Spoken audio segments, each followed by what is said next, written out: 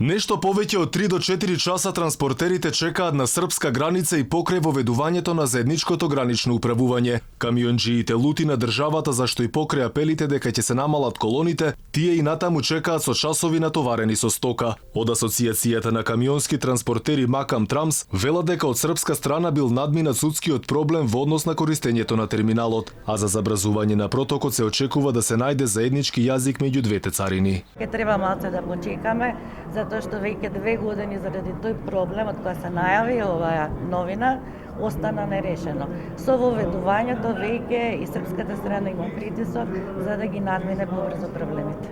Транспортерите добиле информација од и по надминување на проблемот, Србија ќе почне забрзано да ги подготвува сите работи да се воспостави и втора лента, но и да се користи и паркинг простор за проток на свежа стока. Сега транспортерите малце се нервозни, меѓутоа сметам дека ова е единствениот начин да се забрзаат работите и да може да се подобрат условите.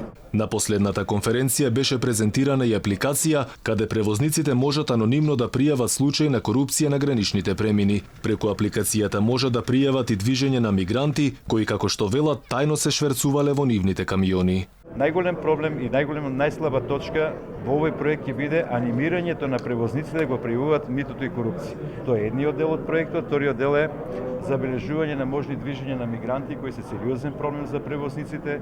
Инаку преку граничниот премин Табановце само лани поминале околу 200.000 камиони, што е 1/4 од вкупниот промет на товарни возила. Очекувањата говорат дека бројката годинава треба да порасне за околу 30% и да достигне 260.000 возила кои би заштедиле околу 8 милиони евра годишно.